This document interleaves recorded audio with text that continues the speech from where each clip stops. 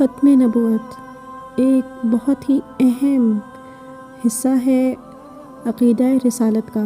عقیدہ توحید اور عقیدہ رسالت پہ میں پہلے سے ویڈیو بنا چکی ہوں۔ عقیدہ رسالت کا یہ پارٹ رہ گیا تھا ختم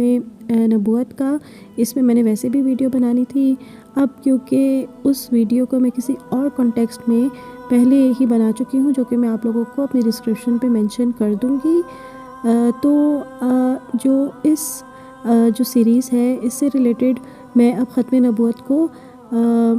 جو قرآن اور حدیث کی روشنی میں ہم نے اس بات کو ثابت کیا ہے اپنی اس ویڈیو میں، تو اس کا ہی جو پارٹ ہے وہ میں اس سیریز میں شامل کرنا چاہتی ہوں۔ تو آئیے اس کو شروع کرتے ہیں۔ قرآن و حدیث کی روشنی میں ہم دیکھ لیتے ہیں، ٹھیک ہے؟ تو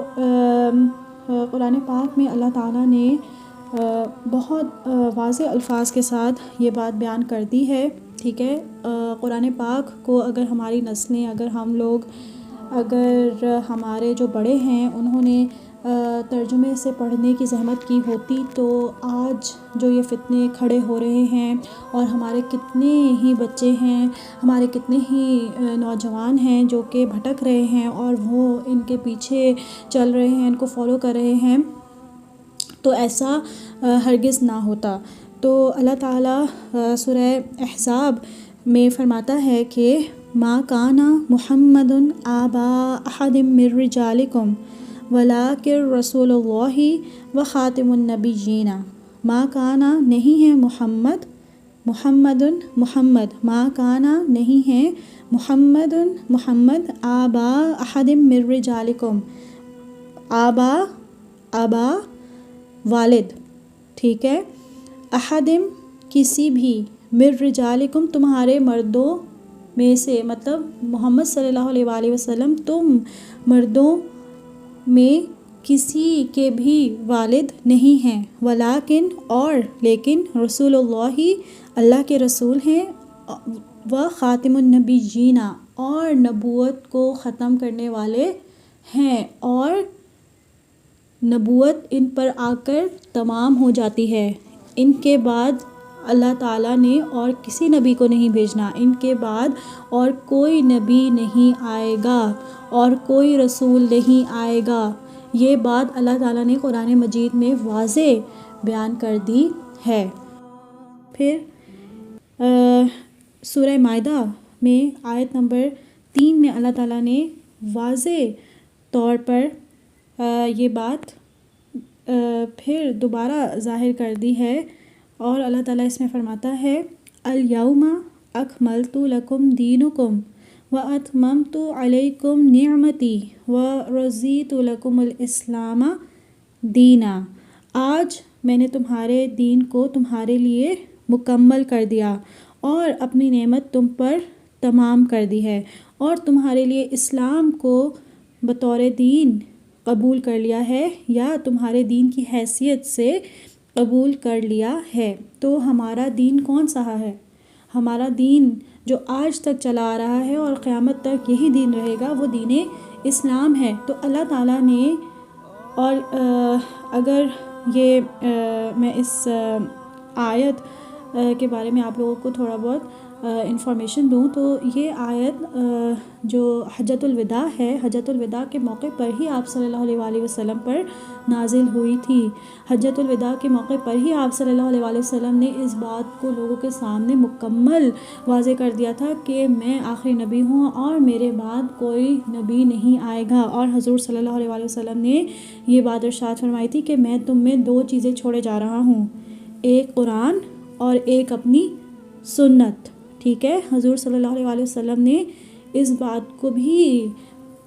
حجۃ الوداع کے موقع پر واضح کیا تھا، اور یہ آیت جو سورہ مائدہ کی آیت نمبر 3 ہے، یہ بھی حجۃ الوداع کے موقع پر ہی نازل ہوئی تھی آپ صلی اللہ علیہ وآلہ وسلم پر۔ اب ہم دیکھتے ہیں حدیث کی روشنی میں ختم نبوت پر کیا کیا دلائل پیش کیے گئے ہیں اور کیسے اس کو ثابت کیا گیا ہے۔ تو پہلی حدیث میں یہ جامع ترمذی کی حدیث ہے۔ حضرت علی رضی اللہ تعالیٰ عنہ سے منقول ہے کہ آپ صلی اللہ علیہ وآلہ وسلم کے دونوں شانوں کے درمیان مہر نبوت تھی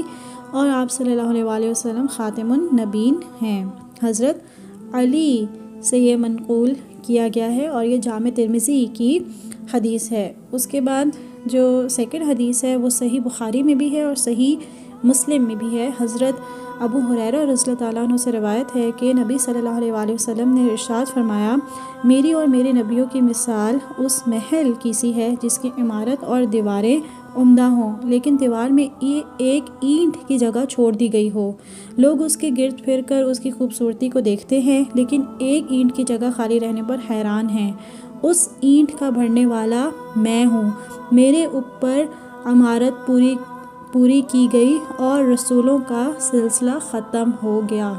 رسول اللہ صلی اللہ علیہ وآلہ وسلم نے کتنی ہی خوبصورت مثال دے کر اس بات کو واضح کر دیا ہے، اس بات کو ہمارے لیے تمام کر دیا ہے کہ جب ایک عمارت تعمیر کی جاتی ہے تو اس عمارت میں کتنی ہی اینٹیں لگتی ہیں۔ اس عمارت کی جو آخری اینٹ ہیں، ٹھیک ہے، مطلب اس سے تشبیہ رسول اللہ صلی اللہ علیہ وآلہ وسلم نے اپنے آپ کو دی ہے کہ جو نبوت کی عمارت ہے اس کی آخری اینٹ میں ہوں۔ مجھ پر نبوت کا، رسالت کا سلسلہ اللہ تعالیٰ نے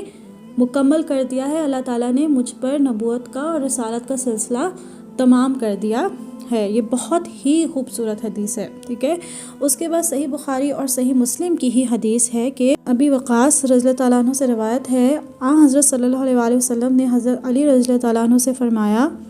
تمہیں مجھ سے وہ نسبت ہے جو ہارون علیہ السلام کو حضرت موسیٰ علیہ السلام سے تھی۔ مطلب حضرت موسیٰ علیہ السلام کے بھائی تھے حضرت ہارون علیہ السلام، ٹھیک ہے۔ بس اتنا فرق ہے کہ میرے بعد کوئی نبی نہیں ہو سکتا، لیکن اللہ تعالیٰ نے حضرت ہارون کو بھی نبوت عطا کی تھی، جو مطلب اس طرح کا وہ ایک سلسلہ بنا تھا کہ حضرت موسیٰ نے یہ ریکویسٹ کی تھی اللہ تعالیٰ سے، ٹھیک ہے۔ تو اب اس چیز کو بھی کتنا خوبصورت طریقے سے اللہ کے رسول صلی اللہ علیہ وآلہ وسلم نے واضح کیا ہے کہ میں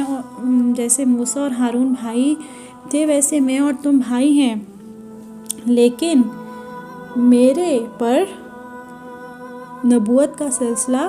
تمام کر دیا گیا ہے، میرے بعد کوئی نبی نہیں ہو سکتا۔ مطلب پھر جامع ترمذی کی حدیث ہے۔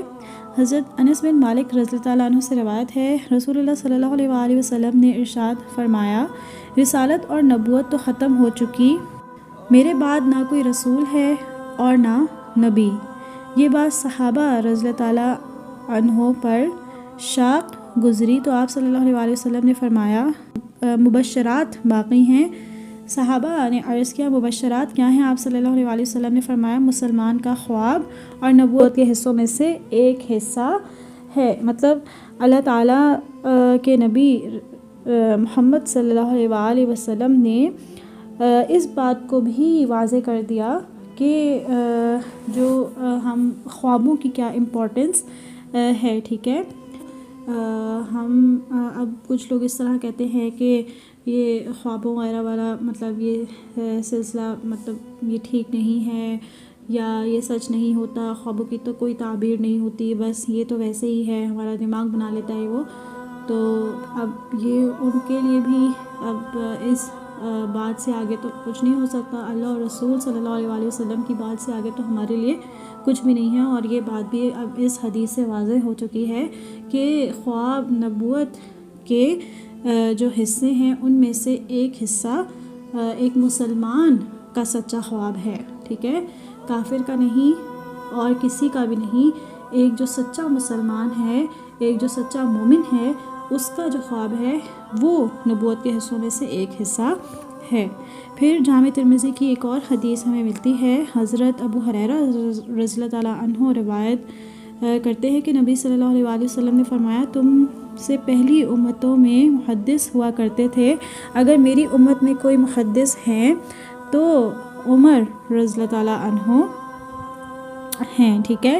اور جامع ترمذی میں ہی ہمیں ایک اور حدیث ملتی ہے، حضرت عقبہ بن عامر رضی اللہ تعالیٰ عنہ سے روایت ہے، حضرت صلی اللہ علیہ وآلہ وسلم نے ارشاد فرمایا، اگر میرے بعد کوئی نبی ہوتا تو عمر رضی اللہ تعالیٰ عنہ بن خطاب ہوتے، اگر کوئی نبی ہوتا تو حضور صلی اللہ علیہ وآلہ وسلم نے اس بات کو واضح کیا۔ پھر جامع ترمذی میں ہی ایک حدیث ہے اور اس میں بیان کیا گیا کہ حضرت ثوبان رضی اللہ تعالیٰ عنہ سے روایت ہے، حضرت صلی اللہ علیہ وآلہ وسلم نے ارشاد فرمایا، آئندہ میری امت میں 30 جھوٹے پیدا ہوں گے جن کو کذاب کہا گیا ہے، ان میں ہر ایک اپنے متعلق گمان کرے گا کہ وہ نبی ہے، حالانکہ میں سب نبیوں کے اخیر میں آیا ہوں، میرے بعد کوئی نبی نہیں۔ اس حدیث کے ساتھ ہی میں اپنی اس بات کو بھی لنک کر دیتی ہوں جو کہ میں نے آپ لوگوں کو یہی بات انفارم کرنی تھی کہ حضور صلی اللہ علیہ وآلہ وسلم نے حدیث ہمارے سامنے پیش کی ہوئی ہے کہ 30 ایسے جھوٹے نبوت کے دعوے دار پیدا ہوں گے حضور صلی اللہ علیہ وآلہ وسلم کے بعد، اور وہ نبوت کا جھوٹا دعویٰ کریں گے۔ اور جو پہلا کذاب تھا وہ حضرت ابوبکر رضی اللہ تعالیٰ عنہ کے دور میں ہی پیدا ہو گیا تھا، اور حضرت ابوبکر نے اعلانیہ اس کے خلاف جنگ کا اعلان کیا تھا اور اس کو مار بھی ڈالا تھا۔ آگے اس کو سمرائز کیا گیا ہے، بہت ہی خوبصورت انداز میں ختم نبوت کو سمرائز کیا گیا ہے، وہ میں آپ لوگوں کے سامنے پیش کرتی ہوں۔ یہ بات ہر مسلمان کے ایمان کا حصہ ہے کہ حضور صلی اللہ علیہ وآلہ وسلم نبی آخر الزماں ہیں، اور آپ صلی اللہ علیہ وآلہ وسلم کے بعد قیامت تک کوئی نبی یا رسول نہیں آئے گا۔ پہلے ہر قوم اور ہر زمانے کے لیے الگ الگ نبی ہوتے تھے، ان کی محنت کا میدان چند قبائل یا ایک قوم ہوتی تھی، ان کی نبوت کا زمانہ محدود ہوتا تھا، لیکن حضور اکرم صلی اللہ علیہ وآلہ وسلم کو تمام جہانوں کے لیے نبی بنا کر بھیجا گیا، اور آپ صلی اللہ علیہ وآلہ وسلم کی نبوت کا زمانہ قیامت تک کے لیے ہے۔ اللہ تعالیٰ نے کبھی اپنے بندوں کو اس طرح نہیں چھوڑا کہ کوئی ہدایت دینے والا نہ بھیجا ہو۔ تو آج دنیا میں اتنی آبادی ہے کہ پہلے کبھی نہ ہوئی، تو پھر نبی کیوں نہیں؟ تو یہ سعادت امت محمد صلی اللہ علیہ وآلہ وسلم کو دی گئی کہ وہ نبیوں والا کام کرے گی، اور یہ سعادت اس امت کو حضور اکرم صلی اللہ علیہ وآلہ وسلم کی ختم نبوت کی برکت سے حاصل ہوئی۔ اس امت کا ہر فرد داعی ہے، دعوت دینے والا ہے، نیکی کی دعوت دیتا ہے اور برائی سے روکتا ہے، امر بالمعروف و نہی عن المنکر، نیکی کی دعوت دیتا ہے اور برائی سے روکتا ہے۔ یہ ہے کچھ دلائل جو کہ ہم نے قرآن پاک سے اور حدیث سے منقول کیے ہیں۔ ان کے علاوہ بھی بہت سے قرآن پاک سے ہمیں دلائل مل سکتے ہیں، اور حدیث سے حضور صلی اللہ علیہ وآلہ وسلم کی زندگی سے ایسے دلائل مل سکتے ہیں جو کہ اس بات کو ہمارے لیے کنفرم کرتے ہیں، ہمارے لیے اس بات کو ثابت کرتے ہیں کہ ہمارے پیارے نبی صلی اللہ علیہ وآلہ وسلم ہی